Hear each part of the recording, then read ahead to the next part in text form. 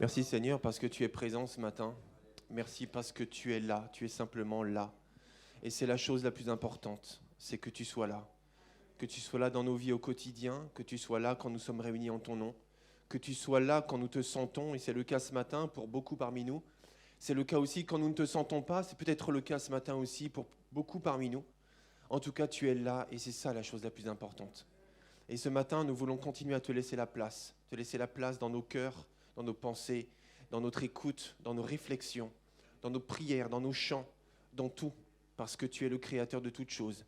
Tu peux restaurer aussi ce qui a été abîmé, ce qui a été brisé. Tu peux ressusciter même ce qui est décédé. Tu peux apporter la lumière quand il y a les ténèbres. Tu peux tout faire. Et c'est pour ça que nous voulons te laisser la place. Parce qu'avec toi, tout est possible. Et il est même dit que tout est possible à celui qui croit en toi et en ta parole. Alors nous voulons aussi te laisser la place ce matin à travers ta parole, cette Bible que nous aimons tant, cette Bible qui a tant de choses à nous dire. En tout cas, toi, tu as tant de choses à nous dire à travers la Bible. Alors nous voulons simplement te laisser nous parler encore ce matin par ces textes saints, par ces textes purs que tu as inspirés à ces hommes à travers les siècles et que nous avons encore aujourd'hui pour nous nourrir. Alors l'homme ne vivra pas de pain seulement, mais de toute parole qui sort de la bouche de Dieu. Et c'est ce que nous faisons maintenant au nom de Jésus. Et tous ceux qui sont d'accord disent Amen. Merci Seigneur. Je vous invite à prendre place pour ceux qui n'ont pas de place. Je vous salue dans le nom du Seigneur.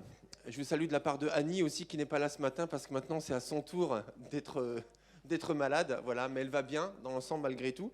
Donc elle a peu de symptômes, mais en tout cas elle a besoin de s'isoler. Donc elle vous salue tous. Et moi je suis content d'être au milieu de vous. Et le Seigneur est bon. Amen. Il est toujours bon. Il nous donne ce beau soleil. Je ne dirais pas que c'est la preuve qu'il est bon parce que même quand il pleut, il est bon. Même quand il fait froid, il est bon. Et là, j'entends pas beaucoup de Amen, surtout de la part de Sarah, de la part de Nadège, ou d'autres qui souffrent du froid. Mais Dieu est bon. Et c'est ça, et c'est pour ça que merci aussi Sarah et le groupe de louanges de nous avoir inspiré cette façon d'adorer Dieu et de le remercier parce que nous avons des choses à dire sur la bonté de Dieu. Récente, il y a longtemps, mais Dieu est toujours bon. Si je vous parle de deep learning, est-ce que ça vous dit de deep working plutôt, est-ce que ça vous dit quelque chose? Deep working. Est-ce que le mot deep, est-ce que vous savez ce que ça veut dire? Profond, exactement. Deep, ça veut dire profond. Le deep working, ça veut dire le travail profond. Et il y a quelques années de cela, un scientifique informaticien a découvert qu'il est possible en fait d'avoir un travail profond.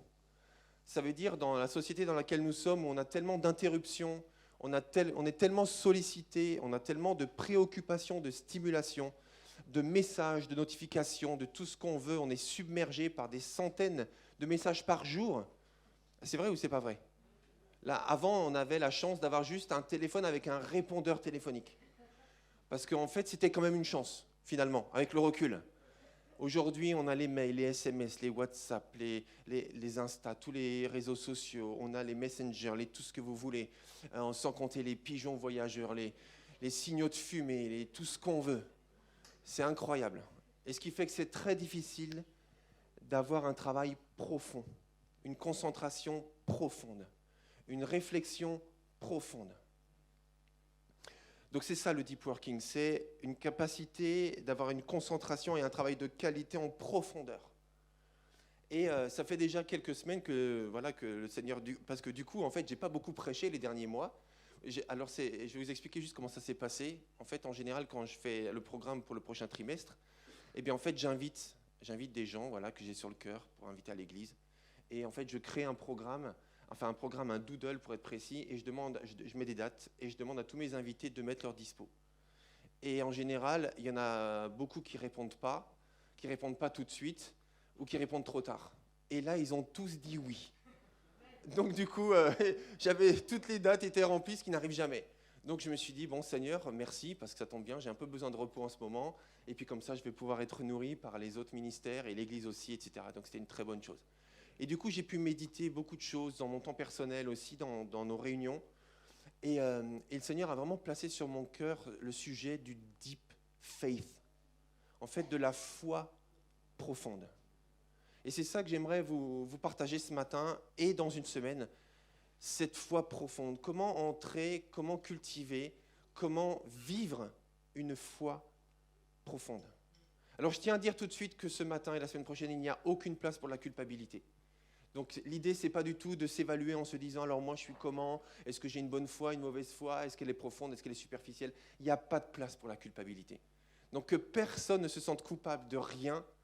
On est juste ce matin dans la présence de Dieu, en train de se laisser nourrir par lui, qui ne nous culpabilise pas, mais qui nous aide à creuser, tout simplement. Amen. Donc retirez tout de suite, oubliez la culpabilité, il n'y a pas de place pour ça. Alors quand on parle de la foi, bien sûr, on peut donner beaucoup de définitions sur la foi.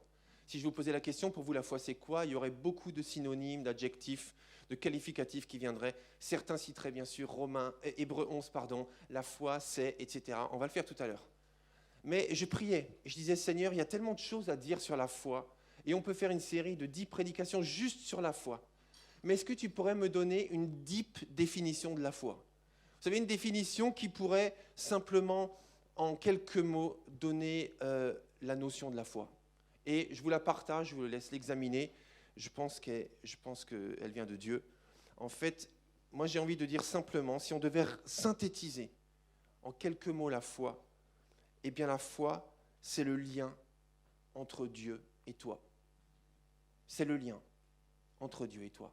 Parce que la foi, ce n'est pas seulement croire ce qu'on ne voit pas, mais c'est simplement le lien entre Dieu et toi. C'est un peu le cordon ombilical. Je crois que j'ai une image. Oui, c'est ça. Les amis, le diaporama. C'est le lien entre Dieu et toi. C'est un peu le cordon ombilical entre Dieu et toi. Et c'est pour ça, on va juste voir quelques versets, je vous les affiche. Après, vous aurez le temps, préparez vos Bibles ou vos applications, vous en aurez besoin. Enfin, on en a toujours besoin. Mais juste quelques versets. Rappelez-vous, la foi, c'est le lien entre Dieu et toi.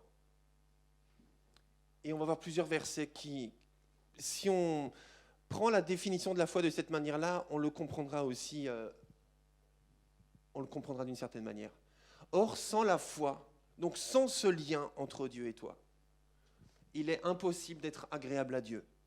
Car il faut que celui qui s'approche de lui croit que Dieu existe et qu'il récompense ceux qui le cherchent. Sans ce lien entre Dieu et toi, il est impossible de lui être agréable. Et souvent, Jésus parlait aux gens quand il leur faisait des miracles, quand il accomplissait un miracle, une guérison ou autre, eh bien, il disait qu'il en soit fait selon ta foi. Et on voit que ces gens qui s'approchaient de Jésus avaient un lien avec Jésus. Ce n'était pas seulement qu'ils croyaient, ce n'était pas seulement qu'ils espéraient, ce n'était pas seulement qu'ils avaient confiance, mais ils étaient attachés à lui. Ils étaient liés à lui, ils voulaient une connexion avec lui. Et cette connexion, ce lien, a abouti au miracle. C'est par la grâce que vous êtes sauvés.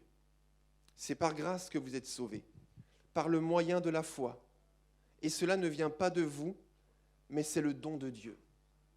Ça veut dire que c'est lui qui s'est révélé à toi, en fait. C'est pas toi qui as... Alors tu as répondu favorablement à Dieu en le choisissant, si tu l'as choisi, mais en même temps, c'est lui qui a fait la première démarche. Donc c'est lui qui s'est révélé à toi, c'est lui qui s'est d'abord lié à toi, qui a créé ce lien vers toi, qui est venu te chercher, qui s'est manifesté à toi, qui a créé toutes sortes de circonstances, qui a mis sur ton chemin toutes sortes de personnes, qui t'a parlé à travers des situations, à travers des événements, à travers des propos, des médias peut-être, de 1000 manières différentes, parce qu'il est tellement créatif pour se lier à toi, parce qu'il te cherche. Et c'est ce qu'on voit dans Luc chapitre 15, Dieu cherche désespérément celui qui est loin de lui. Et il se lie à lui, pour que l'autre après puisse se lier en retour. Donc c'est par la grâce que vous êtes sauvés, par le moyen de la foi, ce lien. Et cela ne vient pas de toi, mais c'est lui qui s'est d'abord lié à toi. Or la foi est une ferme assurance. Hébreux 11, on y est. Or la foi est une ferme assurance des choses qu'on espère et une démonstration de celles qu'on ne voit pas. Et dans cette définition, si on accepte que la foi, c'est avant tout un lien entre Dieu et toi et Dieu, eh bien en fait, on comprend que par la foi, tout est possible. Parce qu'elle donne à Dieu la possibilité de faire ce qu'il veut. Ça veut dire que toi, tu t'attends à Dieu tel qu'il est. Ça veut dire que tu laisses Dieu être Dieu. Ça veut dire que tu le laisses régner sur ta vie, tu le laisses choisir, tu le laisses te diriger, tu le laisses donner ou ne pas donner, mais tu le laisses juste être. Et c'est pour ça que la foi, c'est la ferme assurance des choses qu'on espère. Parce qu'en fait, quand tu es lié à lui, quand je suis lié à lui, eh bien à ce moment-là, je n'ai pas peur de la suite. Je peux espérer parce qu'en fait, c'est lui qui décide. C'est une démonstration de celle qu'on ne voit pas. Parce que de toute façon, Dieu, on ne le voit pas, mais en étant lié à lui, eh bien, je le laisse être Dieu, tout simplement. Nous marchons par la foi et non par la vue. C'est comme si le lien que j'ai avec Dieu, c'est comme si je lui donne la main. Ou c'est comme un aveugle, vous savez, qui est guidé par un voyant. Donc quelqu'un qui voit, hein, ce n'est pas quelqu'un qui fait de la voyance. Hein. Par un voyant. Moi, en participant à des marathons, à chaque fois, il y a des aveugles qui courent, guidés par un guide d'aveugles qui fait le marathon avec eux. Et ça, alors, il n'y a pas de canne, hein, il n'y a pas de chien dans ce cas-là, hein, mais ils lui tiennent le bras. Et ils ne voient rien, en fait, forcément. Et ils entendent, ils sentent, et surtout, c'est beaucoup d'efforts. Et après, pour avoir discuté avec un aveugle qui a fait un marathon, il m'a dit, c'est horrible. Un marathon, quand tu ne vois pas, mais c'est tellement long. En fait, il n'y a pas de variable. Tu cours, tu ne vois pas le paysage défiler, tu ne vois pas les routes, tu ne vois pas le bout des rues, tu ne vois pas les virages, tu ne vois rien, en fin de compte. Tu es juste lié à quelqu'un qui te guide, tu lui fais confiance. Tu discutes avec lui, etc. Bon, mais en tout cas, tu ne vois rien. Mais tu lui fais confiance. Nous marchons par la foi et non par la vue. Et ça veut dire que je marche selon les principes de Dieu et pas selon mes instincts seulement. Je marche par la foi. Je marche lié à Dieu. C'est lui mon guide, en fait. Je suis aveugle. Je dois reconnaître que souvent, je suis aveugle. Mais j'ai un guide qui sait tout, qui voit tout, qui connaît tout, qui me connaît moi, qui connaît l'avenir. Donc je n'ai pas peur en fait. C'est pour ça que c'est l'espérance des choses à venir. Parce que je suis lié à Dieu. Et ma foi en fait, si je pouvais le résumer comme ça, eh bien j'aurais envie de dire encore une fois que la foi c'est le lien entre Dieu et moi. Vous savez, c'est quelqu'un qui disait que la perfection, c'est pas quand il n'y a plus rien à rajouter. Parce que des fois on se dit, ça y est maintenant, on ne peut pas faire mieux. J'ai fait le maximum du maximum, là, tout est nickel. Mais quelqu'un disait la perfection, c'est quand il n'y a plus rien à retirer. C'est quand on est dans la substance fondamentale. Et là, on est dans l'essence de la chose. Et j'ai l'impression que si on comprend que la foi, c'est le lien entre Dieu et toi, tout le reste prend sens. Et toutes les définitions et les variables de la foi qu'on peut donner peuvent découler de ça. Rappelez-vous, Pierre, si vous connaissez la situation, le récit en fait, de Pierre qui marche sur les eaux. Pierre marche sur les eaux, ils sont dans une barque en pleine tempête, et là, Jésus marche sur les eaux. Et Pierre dit, « Seigneur, si c'est bien toi, ordonne que je marche sur les eaux et que j'aille te rejoindre. » Et là, Jésus le lui permet, il lui dit, « Viens me rejoindre. » Et il marche sur les eaux. Et là, vous savez, peut-être qu'il coule. Et la Bible nous dit que Jésus, aussitôt, étendit la main, le saisit et lui dit, « Homme de peu de foi, pourquoi as-tu douté ?» Et en fait, le manque de foi à ce moment-là, c'est quand il a quitté le lien qu'il avait avec Jésus pour s'attacher à la tempête. Et quand il a quitté le lien qu'il avait avec Jésus, tout n'était plus possible, parce que ce n'est pas possible de marcher sur l'eau. Et l'impossible devenait impossible, parce qu'il s'est lié à la tempête, il s'est lié aux circonstances, il s'est lié aux problèmes, et il a quitté le lien qu'il avait avec Jésus. Et à ce moment-là, il a coulé immédiatement. Et Jésus recrée le lien en lui donnant la main. Et symboliquement, moi je le comprends comme ça en tout cas, il recrée le lien avec Pierre pour lui dire, mais relie-toi à moi et tu seras sauvé. Et il n'a pas été noyé parce qu'il a recréé le lien avec Jésus. Donc la foi, c'est vraiment ce lien entre Dieu et moi, tout simplement. Et c'est ça la foi profonde. On va parler de la foi profonde, cette foi inébranlable qui demeure quelles que soient les circonstances. Une foi inébranlable qui demeure quelles que soient les circonstances. On pourrait dire que c'est une foi résiduelle. Vous savez, quand on retire tout le reste, quand on retire tout ce qui pourrait nous déstabiliser ou nous raccrocher, eh bien, au fond de nous, il peut demeurer une foi que rien ne peut atteindre. absolument rien. Elle est tellement profonde qu'elle est intouchable par le péché, par la tentation, par les drames de la vie. Il n'y a rien qui peut la toucher tellement elle est profonde. Et c'est ça dont je voudrais parler ce matin. Cette foi profonde qui touche les profondeurs de nos vies, les profondeurs de nos âmes et que les circonstances ne peuvent pas ébranler. Alors quand on parle de ça, quand on parle de cette foi profonde et stable du coup, puisque en fait elle ne peut pas être ébranlée, eh bien ça me fait penser à la mer tout simplement. Cette foi profonde et stable. Alors la mer est souvent utilisée en image dans la Bible, dans le Nouveau Testament, dans l'Ancien Testament, comme les circonstances de la vie, etc. Et je voudrais comparer un petit peu cette foi, les profondeurs de la foi, avec les profondeurs dans la mer. Alors on pourrait dire que le premier niveau de la foi, si je peux le dire ainsi, bien que elle n'est pas moins bonne que la foi plus profonde, mais un premier niveau de la foi, en fait ce serait la surface. La foi de la surface. Et je ne parle pas de superficialité, ce n'est pas péjoratif ce que je dis, mais c'est le premier niveau de la foi. Et si je devais comparer cela avec une relation de couple, puisque rappelez-vous que la foi, je disais que c'est le lien entre Dieu et moi. Donc si je compare ce lien, donc la foi entre Dieu et moi, à une relation de couple, donc le lien que j'ai avec ma femme, eh bien, je pourrais dire que le niveau de la foi, de la surface, eh bien, c'est le romantisme. Et le romantisme, c'est bien. C'est pas péjoratif le romantisme, non ? Mesdames, non ? Mesdemoiselles, j'arrive. Mais des fois, les gars, on se dit, non, c'est pas péjoratif, c'est pas négatif, c'est pas superficiel. C'est un niveau, c'est un degré, et c'est une étape de l'amour, du lien amoureux que l'on a avec l'autre, tout simplement. Donc, le romantisme. Et vous voyez, ce qui est bien, c'est qu'en fait, quand on est à ce niveau-là, eh bien, en fait, on voit en dessous et on voit au-dessus. On est touché par le soleil, on est exposé au soleil, on voit bien la nature autour de nous. Bon, donc là, il se trouve que c'est une très très belle île. Donc, on est en surface et on est au premier niveau de la foi. Et cette foi-là, ce niveau-là, c'est la foi qui se voit. Et souvent, et c'est pas du tout péjoratif ce que je dis, parce que là, c'est pas négatif ce niveau de la foi. Le romantisme, c'est pas négatif. Mais vous savez, souvent, ce qu'on exprime publiquement, dans nos émotions, eh bien, c'est cette foi-là. Vous pouvez examiner, vous pouvez ne pas être d'accord, il n'y a pas de problème. Mais je vous partage simplement ce que j'ai sur le cœur. Donc, c'est ce niveau de foi, c'est celui qui est influencé tout simplement par notre environnement. Donc, si notre environnement est joyeux et enthousiaste, eh bien, notre foi va exprimer de l'enthousiasme et de la joie. Parce qu'en fait, elle réagit aussi par rapport à ce qu'elle ressent sur l'instant. Et c'est une très bonne chose. Parce qu'il faut que l'on soit sensible à ce qui se passe autour de nous.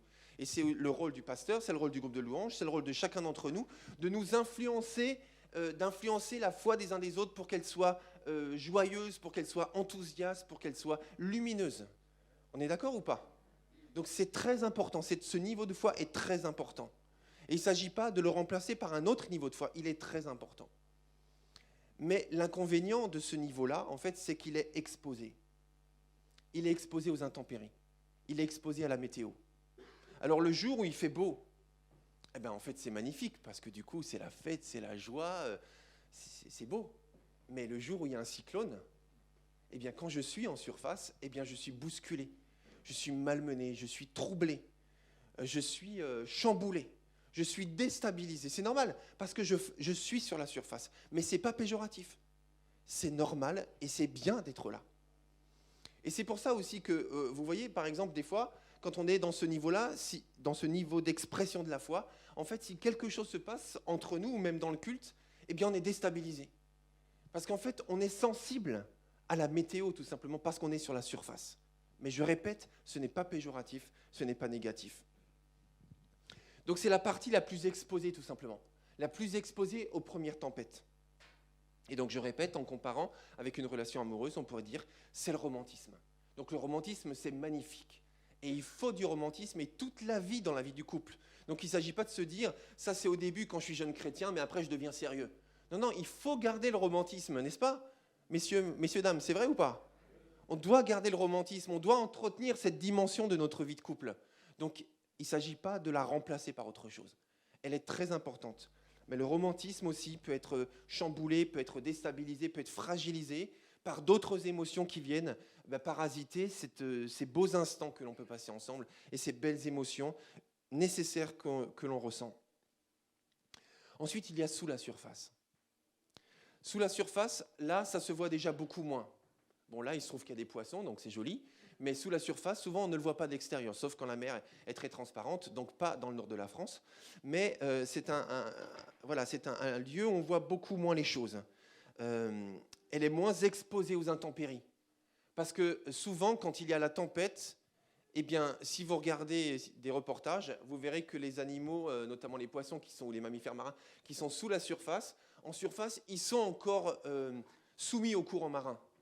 Mais ils sont moins exposés à la pluie, ils sont moins exposés au froid, parce qu'ils sont déjà en dessous de la surface, de la première surface de l'eau. Je ne sais pas qui parmi vous est déjà allé nager à Cergy-Préfecture dans le nouveau bassin nordique qui existe depuis un peu moins d'un an. Levez la main, ceux qui l'ont déjà testé. Bon, ça c'est ce qu'il faut faire cette semaine. Quand il fait froid comme ça. Si vous voulez une expérience, je parle d'une expérience, vous aimez ou vous n'aimez pas, mais une expérience qui vaut le coup, allez nager dans le bassin nordique quand il fait 3-4 degrés dehors, et quand il y a de la pluie, c'est encore mieux, et quand il y a du vent. Pourquoi ? Parce que l'eau de ce bassin nordique est chauffée à 28 degrés, quelle que soit la température extérieure. Et là, vous allez nager dans l'eau, et quelle que soit la tempête qu'il y a à l'extérieur, eh bien, vous êtes à 28 degrés. Et moi, je suis déjà allé nager, il pleuvait à verse. J'ai rien senti. Il faisait 3 degrés dehors. J'ai rien senti. Juste un peu à la surface du dos, comme ça, vous voyez, juste parce que je nage de crawl, juste à la surface, ça fouette un petit peu. Mais juste à la surface. Et sinon, on est tellement bien. Et souvent, plus il y a la tempête à l'extérieur, et plus on est content d'être dans l'eau. Donc, je vous encourage vraiment à tester. Si vous nagez un petit peu, ça vaut vraiment la peine. On est vraiment gâtés au niveau des infrastructures aquatiques sur la ville nouvelle. Donc, c'est le bassin nordique de Cergy-Préfecture, ouvert de 8h à 22h presque tous les jours. Là, on est sous la surface. Et dans la relation amoureuse, on pourrait dire que c'est la maturité. Donc là, c'est une relation plus stable. Je ne suis pas soumis à tous les aléas des émotions, des sentiments. Ils sont importants et ils comptent. Mais par contre, je ne suis pas tributaire uniquement de ça. J'ai de la maturité dans ma relation. Ma relation est plus stable. Ma relation est durable. Et ensuite, j'aimerais vous parler de la troisième étape. C'est la profondeur. Là, je descends plus profondément. Et là, dans le domaine de la foi, c'est le fruit de l'expérience. C'est le fruit de l'épreuve. C'est ce niveau de foi-là qui n'est plus remis en cause par les problèmes de la vie. Ça veut dire que je ne doute pas de l'existence de Dieu dans cette profondeur de foi. Je ne doute pas de l'amour de Dieu dans cette profondeur de foi. Je ne doute pas de la fidélité de Dieu dans cette profondeur de foi. Je ne doute pas de qui est Dieu. Je sais qui est Dieu quand je suis dans cette profondeur de foi. Et si on reprend l'exemple de la mer, vous savez, quand il y a des courants, des tempêtes, et tout ce que vous voulez, en fait, quand vous êtes profondément au fond, vous ne sentez même pas la différence avec la surface. Vous ne sentez rien, en fait, vous êtes complètement stable. Et pour ceux qui font de la plongée ou qui nagent en profondeur, et j'ai même aussi, moi je ne fais pas ça, je ne fais pas de plongée, hein, mais quand j'étais dans les Landes, dans l'océan Atlantique, et qu'il y a une grosse tempête, des grosses vagues, est-ce que vous savez comment traverser les vagues ? Donc quand il y a les rouleaux qui se cassent, et que vous ne pouvez pas nager ou marcher, on fait comment ? Par en dessous, exactement, et on rase le sable au fond, et on ne sent même pas la violence de la vague, parce qu'on est en dessous de la vague, tout simplement, et on est au ras du sol. Cette profondeur de la foi n'est pas sensible à la météo. Et la comparaison, là, c'est avec l'amour inconditionnel dans un couple, ou avec des enfants, par exemple, ou un ami, ou une amie. L'amour inconditionnel. Ça veut dire que je t'aime, et l'amour que j'ai pour toi ne dépend pas de ce que je ressens, parce que je t'aime profondément. Mais profondément. Et quelles que soient les circonstances, les obstacles, le ressenti du moment, je t'aime profondément. Et il n'y a rien qui pourra m'empêcher de t'aimer. Et ça, on le voit par exemple lorsque quelqu'un prend soin de quelqu'un d'autre et que l'autre est tellement dépendant, tellement affaibli, tellement en demande et en besoin d'aide, eh bien l'autre personne l'aidant, en fait, il exprime ce genre d'amour. C'est amour inconditionnel. J'aimerais qu'on lise Romains chapitre 8, versets 38 et 39. Romains chapitre 8, versets 38 et 39.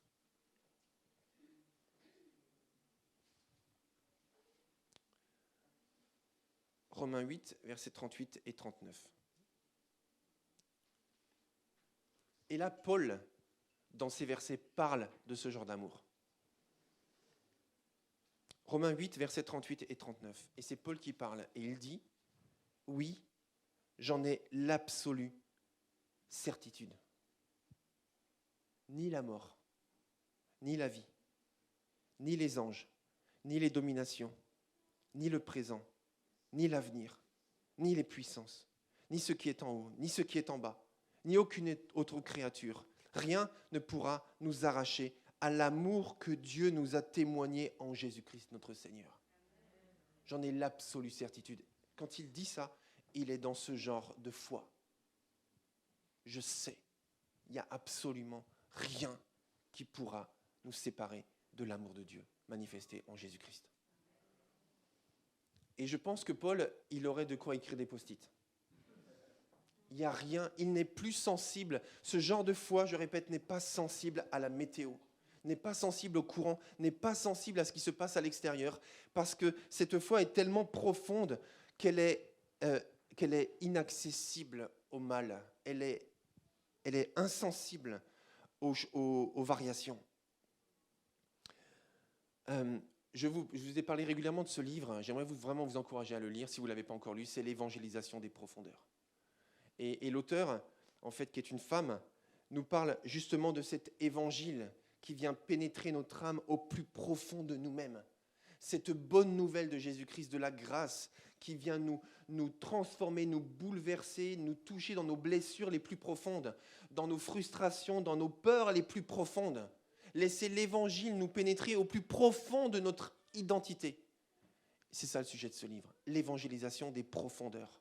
Pour que la foi touche les profondeurs, pour ne plus être sensible par les circonstances extérieures. Et ce matin, j'aimerais, alors c'est vrai que le temps passe, mais j'aimerais juste donner, du coup rapidement, mais ça fait rien, les donner quand même, quelques exemples d'hommes et de femmes qui sont des témoins de ce genre d'expérience, de ce genre de foi, pardon. La première personne, c'est l'apôtre Paul. On vient d'en parler à l'instant. L'apôtre Paul était quelqu'un qui vivait ce genre de foi. Ça n'a pas toujours été le cas. Mais dans sa maturité, dans sa marche avec Dieu, il a eu accès à ce lien, rappelez-vous la foi, ce lien avec Dieu qui lui permettait de tout affronter et de tout surmonter. Et c'est comme ça qu'il a écrit, Georges va prochainement, j'imagine, nous apporter un enseignement là-dessus, sur les lettres de captivité, les épîtres de la captivité. Parce que l'apôtre Paul a écrit 3 ou 4 lettres, 4 si je ne me trompe pas, alors qu'il était en prison. Donc ce n'est pas parce qu'il est en prison qu'il va arrêter son ministère. Ce n'est pas parce qu'il est en prison qu'il va arrêter de louer Dieu. Ce n'est pas parce qu'il est en prison qu'il va arrêter de croire en Dieu ou qu'il va rejeter Dieu. Parce qu'il a une foi profonde qui n'est pas sensible à la météo. Et il a écrit 4 lettres, Éphésiens, Colossiens, Philémon et Philippiens. Et dans 2 Corinthiens chapitre 11, voilà c'est ça, pardon, vous l'avez là, 2 Corinthiens chapitre 11, versets 23 à 29. Il dit ceci. Écoutez bien, ou lisez bien. Ils sont serviteurs de Christ, c'est une folie que je vais dire. Je le suis plus qu'eux, parce que certains remettaient en cause son ministère apostolique. En disant, oui, mais toi, Paul, tu as persécuté l'Église.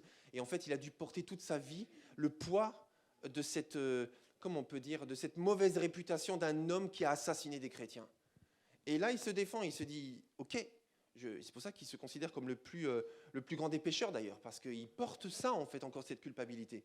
Mais il a quand même abandonné ça à Dieu et il a quand même démontré qu'il était un vrai apôtre. Donc là, il se justifie en disant, c'est une folie que je vais dire, je suis plus serviteur de Christ qu'eux. C'est une folie, il le dit lui-même. Mais j'ai travaillé davantage, j'ai été plus souvent en prison.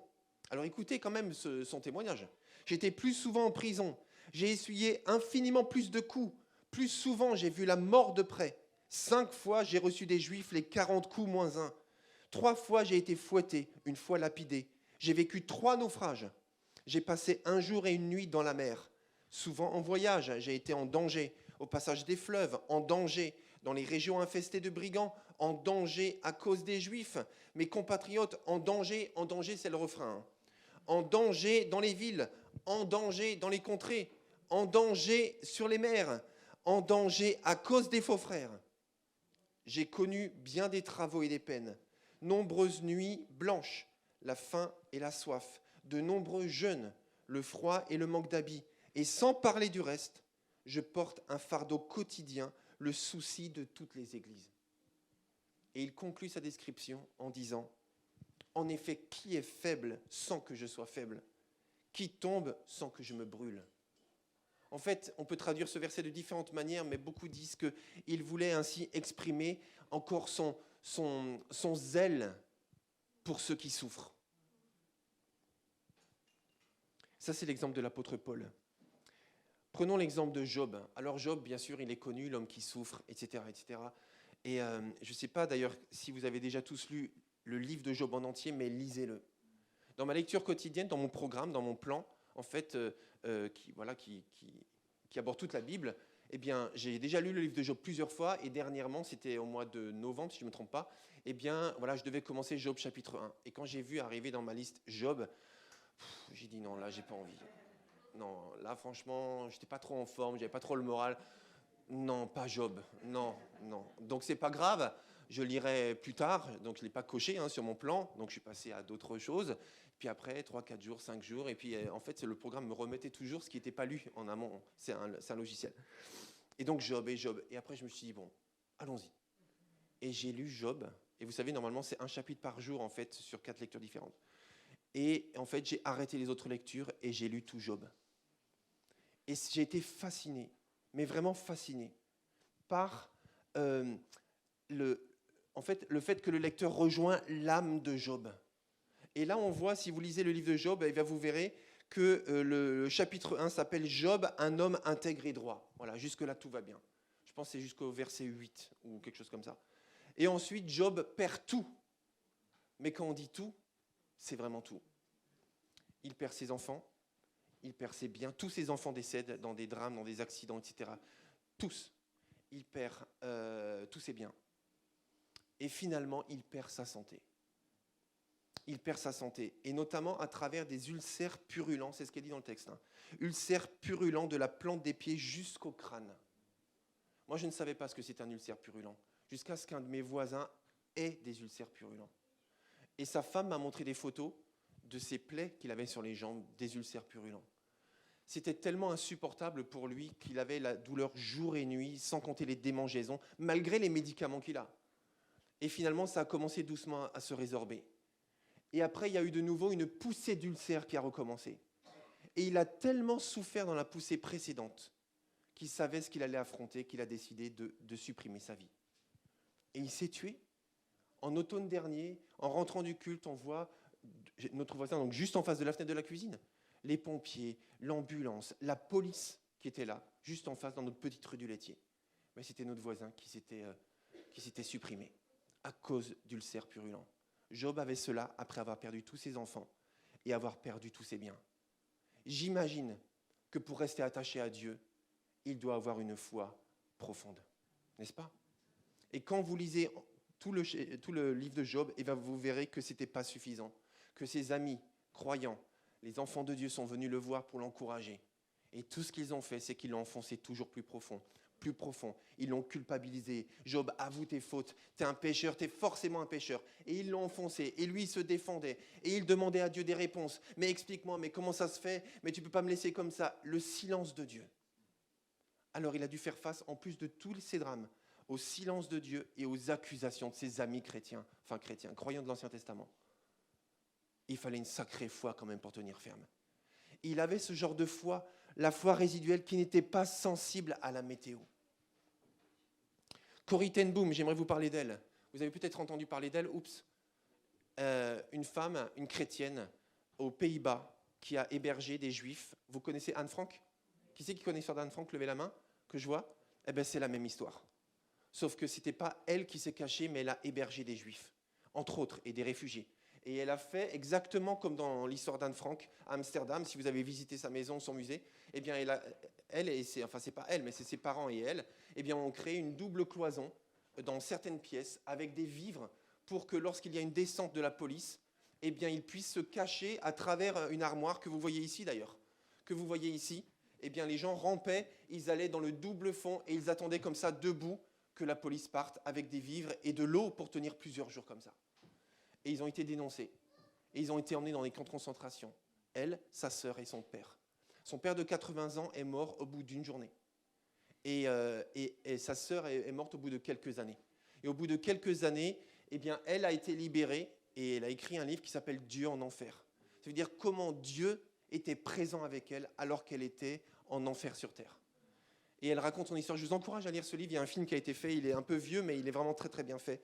Et ça, c'est l'histoire d'une femme qui avait une foi profonde, qui n'était pas sensible à la météo. Watchman Nee, on en a parlé en responsable de groupe de maison, de service, pardon. Watchman Nee, c'est un homme chinois qui a écrit près de 80 livres. 3 livres sont les plus connus. C'est La vie chrétienne normale, c'est L'homme spirituel, et c'est aussi Le vrai serviteur de Dieu. Et Le vrai serviteur de Dieu, c'est le livre qu'on a étudié entre responsables de service, et on a creusé ce que c'est un vrai serviteur de Dieu. Cet homme a passé, je crois que c'est 30 ans de sa vie en prison, et il est mort dans un camp de travail. Et jamais il ne pouvait parler de sa foi dans le camp de travail, et la seule personne avec qui il pouvait communiquer, c'était sa femme. Pendant 30 ans, il a pu communiquer avec sa femme, qui venait lui rendre visite, ou à qui il écrivait des lettres à ce camp de travail. Il n'a jamais pu citer la foi ou l'évangile dans aucune de ses communications. Mais il a gardé la foi jusqu'au bout. Et quand il est mort, en fait, un des gardiens a donné une lettre à sa fille qu'il a trouvée sous l'oreiller de Watchman Nee. Parce que certains se sont dit, mais est-ce qu'il est encore chrétien? Est-ce qu'il a encore gardé la foi? Depuis 30 ans, il n'a jamais pu dire s'il est encore chrétien. Eh bien, le gardien, je disais, a trouvé ce papier qu'il a donné à sa fille, avec le pot de cendre, parce qu'ils l'ont brûlé, ils ont brûlé son corps le lendemain de sa mort, le pot de cendre et ce papier plié en 4. Ce papier plié en 4 disait « Jésus-Christ est le maître et le sauveur, et c'est lui qui a dirigé ma vie jusqu'à aujourd'hui. » Et ça, c'était son témoignage. Une foi profonde. Je vous invite à lire aussi Hébreux 11, on ne va pas le faire maintenant, mais Hébreux 11, et là vous verrez le témoignage de dizaines de personnes qui ont eu ce genre de foi. Et j'aimerais qu'on s'arrête ce matin parce que on va continuer la semaine prochaine. Et on va s'arrêter parce qu'on va encore louer Dieu. Ce matin, vous êtes d'accord ? Et vraiment, le désir de Dieu, c'est de nous emmener dans ce genre de foi. Sans nier la foi de surface parce qu'elle est importante. Sans nier la foi de intermédiaire parce qu'elle est importante. Mais nous emmener dans une foi qui ne dépend plus des circonstances. Qui ne dépend plus des circonstances. Et la semaine prochaine, ce que j'aimerais qu'on aborde, justement, eh bien, c'est comment avoir ce genre de foi. Qu'est-ce qui peut faciliter et nourrir ce genre de foi? C'est ce qu'on va voir la semaine prochaine. Et la deuxième chose que j'aimerais qu'on voit aussi la semaine prochaine, c'est la place du doute. Parce qu'on a l'impression que le doute ne doit jamais avoir de place dans la vie du chrétien, sinon on ne pourra jamais atteindre une foi profonde. Et ce n'est pas vrai. Et on va voir différents témoignages dans la parole de Dieu, de gens qui ont vécu du doute dans leur vie, mais pourtant qui avaient une foi profonde ou qui étaient en chemin. Donc, encore une fois, il n'y a pas de place pour la culpabilité, mais juste pour du lien avec Dieu. Amen. Est-ce qu'on peut juste se mettre debout, si vous le voulez bien? Et j'aimerais qu'on s'offre à Dieu ce matin, tout simplement, tel que nous sommes, encore une fois. Peut-être qu'on se sent très, très en forme, peut-être qu'on ne se sent pas très en forme ou pas du tout en forme. Mais ce matin, je vous propose simplement qu'on se lie à Dieu, tout simplement. Et j'inviterai le groupe de louanges aussi à venir devant parce qu'on va continuer à louer Dieu, tout simplement. Père éternel, je te remercie parce que ce matin, tu nous parles de cette foi qui est possible, de cette foi qui existe, de ce lien avec toi qui ne dépend pas des circonstances, qui subsiste, qui existe et qui dure, quelles que soient les circonstances. Seigneur, merci parce que c'est cette profondeur-là que l'on veut connaître et que l'on veut cultiver.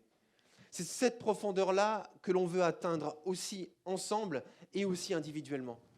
Seigneur, nous voulons continuer à vivre tout ce que nous vivons dans les différentes dimensions de la foi. Mais nous voulons aussi que notre foi soit à ce niveau-là. Nous voulons aussi que notre foi subsiste et puisse tout affronter en toutes circonstances. Seigneur, on ne veut jamais te renier. Seigneur, on ne veut jamais arriver à un moment de notre vie où on te renie, ou même simplement on se distance de toi et on t'oublie. Seigneur, on ne veut jamais te négliger, on ne veut jamais te relativiser. On ne veut jamais te reléguer à la dernière place et se laisser submerger par tout le reste. Seigneur, nous voulons rester profondément attachés à toi, profondément liés à toi, quelles que soient les circonstances.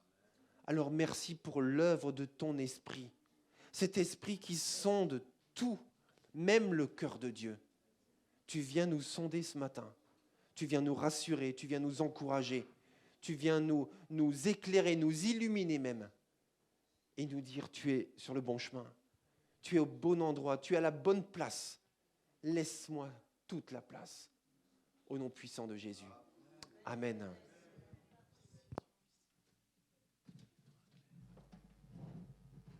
Donc, nous faisons toujours ce temps de collecte pour nos amis et frères et sœurs de l'Ukraine. Donc, toujours préciser sur l'enveloppe Ukraine pour qu'on puisse bien orienter vos dons. Donc, vous avez la possibilité de faire de différentes façons, par chèque, en espèces, par virement et via notre compte Eloasso. Et donc, tous les fonds seront réunis de chacune des églises de Dieu et seront envoyés en Allemagne où sont aidés nos frères et sœurs et nos amis de l'Ukraine. Donc, dans un deuxième temps, nous avons aussi nos dîmers offrandes de notre église locale. Donc, comme d'habitude, vous remplissez les enveloppes et voilà, vous mettez ce que vous souhaitez donner. Je vais appeler mon ami Jean-Yves qui va nous expliquer ce temps béni que nous aurons dans 2 semaines, à savoir notre culte spécial de Pâques. Elle est là.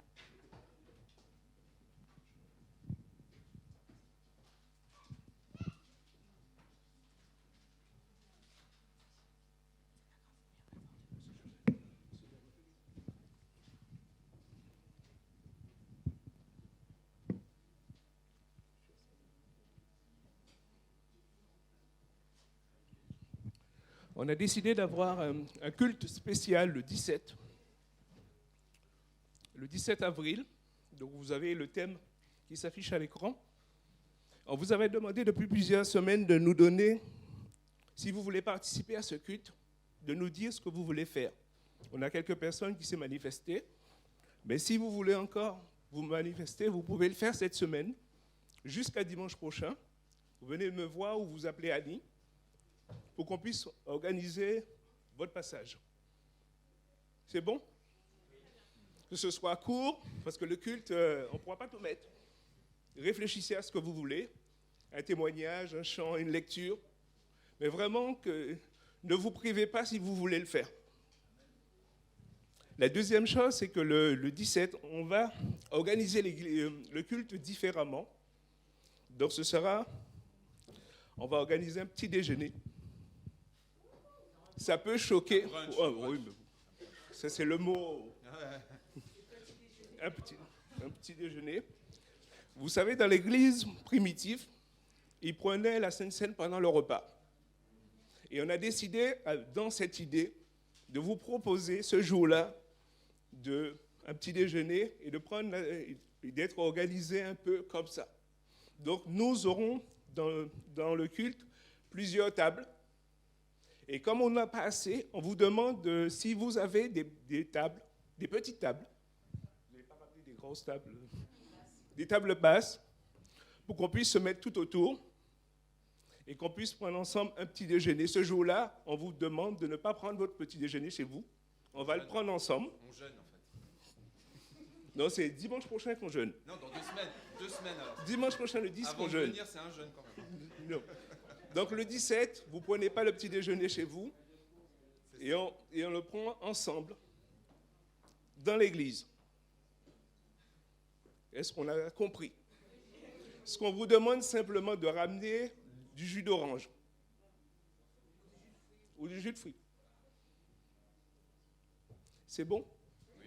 Est-ce qu'il y a des questions? Vous avez bien compris? Non, c'est tout ce qu'on a mis, c'est du jus. Table basse et jus de fruits, les deux. Simple.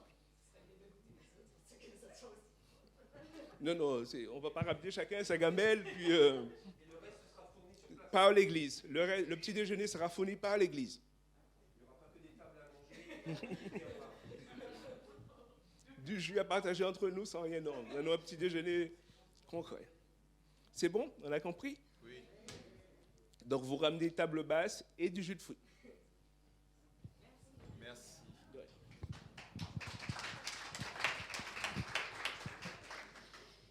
Si vous voulez ramener autre chose, je peux faire le brunch après chez moi aussi, hein, pas de souci. Donc, encore une bonne nouvelle, le 24 avril, nous aurons 2 baptêmes.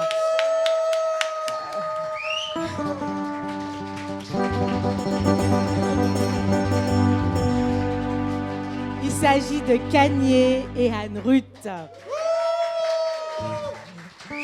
Donc, soyons là avec eux, avec les familles, les amis, pour les encourager pour cette belle journée de bénédiction que nous aurons le 24 avril.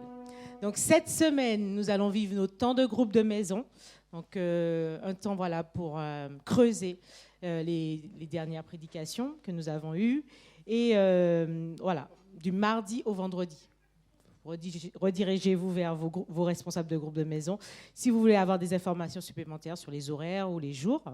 Samedi à 19h, nous aurons le groupe de jeunes. Et dimanche à 10h30, notre culte suivi du jeûne et prière, le vrai. Amen, amen, amen. Alors aujourd'hui, comme j'ai rappelé au début du culte, nous avons un temps de collation. Restons pour pouvoir prendre des nouvelles, pour pouvoir échanger ensemble et prendre le temps de vivre des temps d'amour, de foi commune. Donc restons, ne partons pas. Donc j'appelle le groupe de louanges pour qu'on puisse continuer à louer Dieu. Ah oui, il y a le temps de vie de l'esprit la semaine prochaine, 2e et 4e dimanche, à partir de 9h. C'est ça. Je sais pas tout. Ah, j'ai oublié quelqu'un encore. Pardon. Oui, je t'écoute.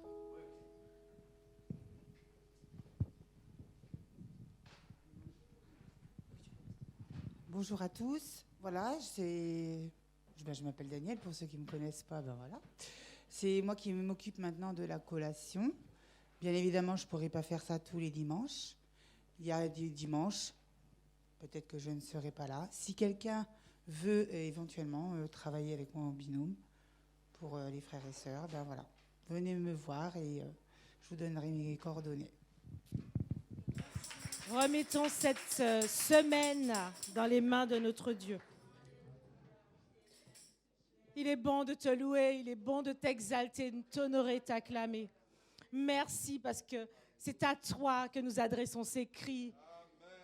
C'est à toi que nous adressons ce triomphe. C'est à toi que nous tournons les regards vers toi et vers toi seul. Merci pour la liberté de te louer, la liberté de te chanter, la liberté de te toucher, d'être lié à toi, Seigneur. Merci. Merci de conduire et bénir et diriger toute cette semaine. Qu'elle soit sous ton contrôle seul. Remplis-nous, remplis-nous. Guide notre foi, qu'elle soit encore de plus en plus profonde pour qu'on puisse t'aimer de façon inconditionnelle. Et que tu nous rendes notre foi inébranlable parce que nous savons qui tu es.